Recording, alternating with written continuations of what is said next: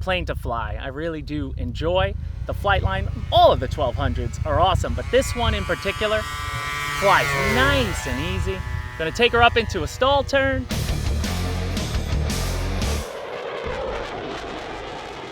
Hello pilots, welcome back to Motion RC. I'm James here at the beautiful CCRC, the Cobb County Radio Control Club, on a gorgeous day, and we have the classic 1200mm Hawker Sea Fury out there. One of my favorite in our 1200mm lines to fly. I think she flies fantastically, and I'm excited to get back out here and revisit this one because I hadn't flown it in a while, and it's always good to do another flight. So as this video goes, I'll start with the flight, we'll go through it, and then when we land, we could talk about it for all those who might never have heard of the Sea Fury. If you're just getting into the hobby, this is a beautiful 1200mm warbird to get into.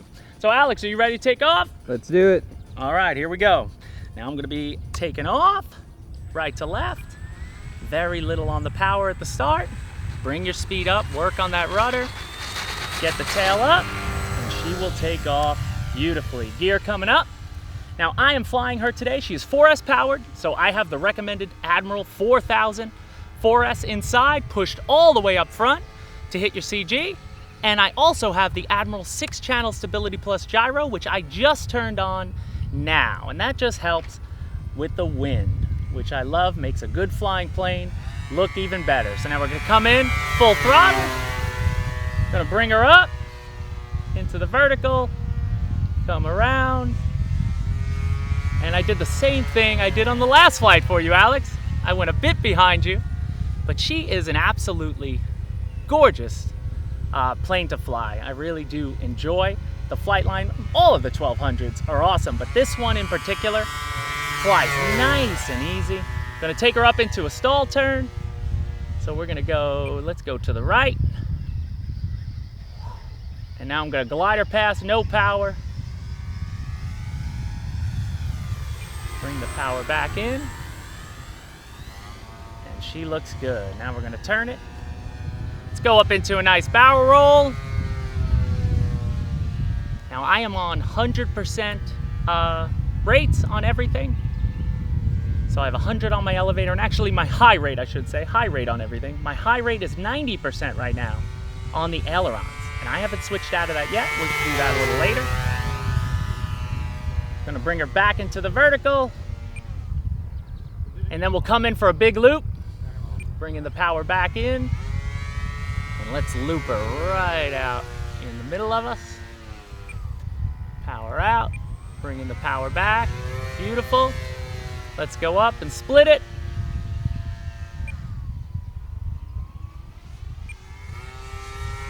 And we'll go back the other way.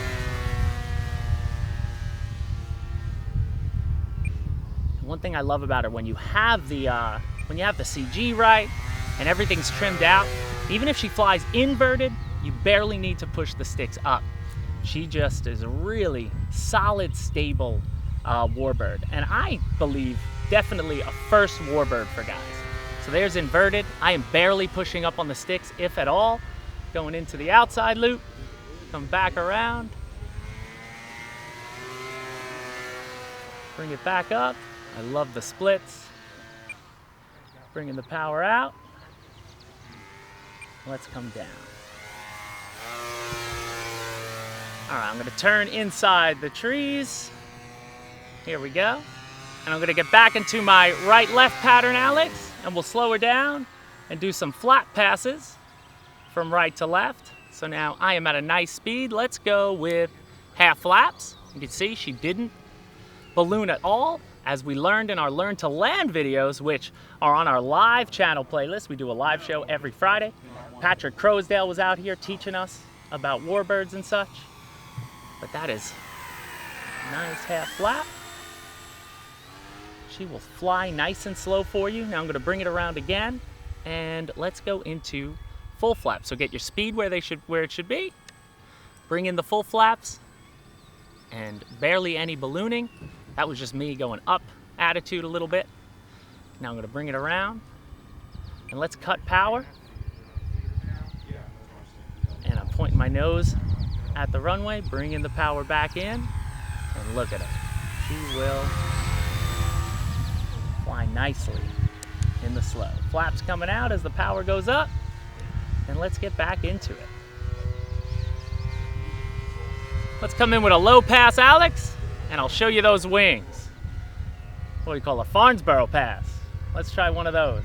So I'll get a little behind the runway and then show the wings.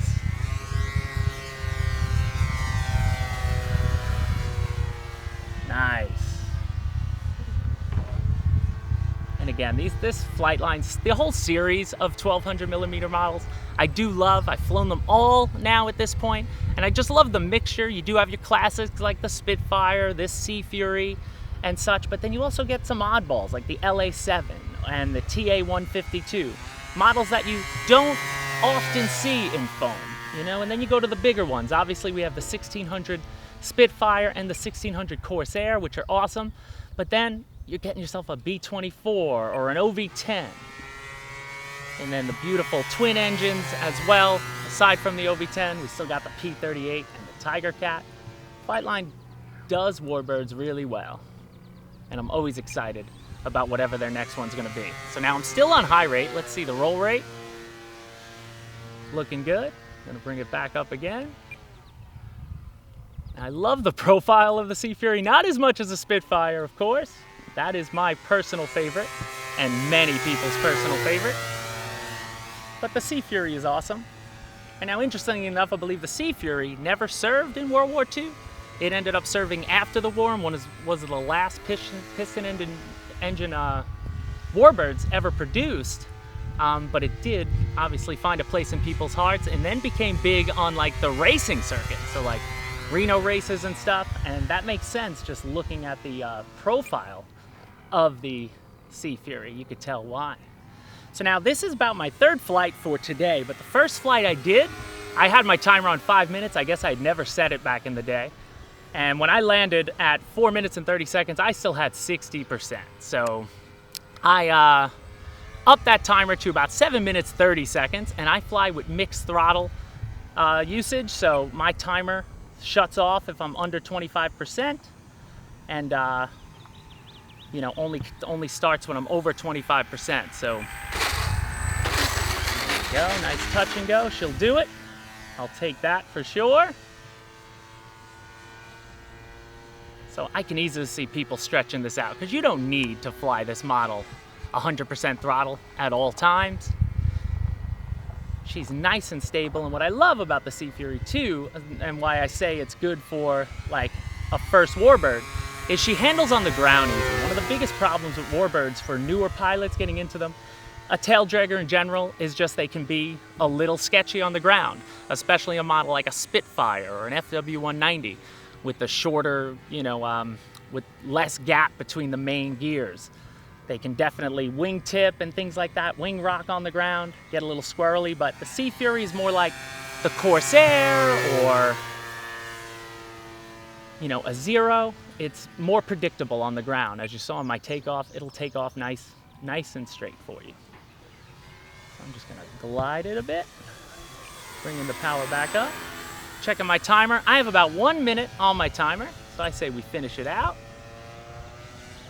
Let's get inverted again.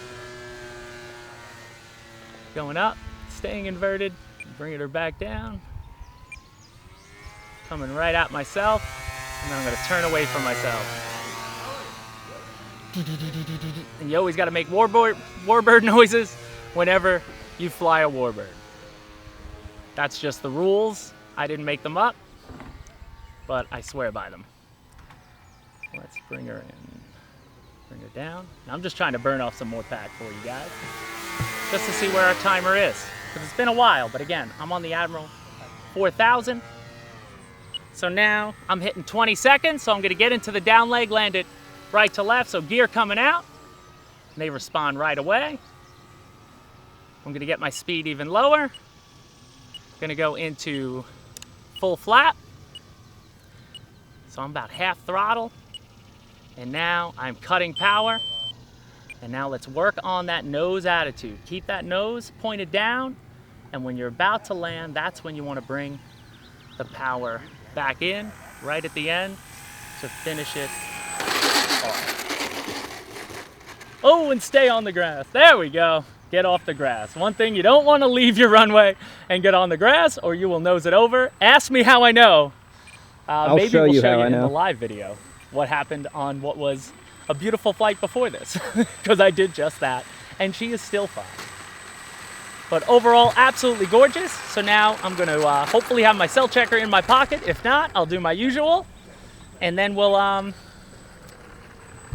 just check the timer, and then we will talk about her. Watch out, Alex. And there we go. She's parked, so let's go check the timer.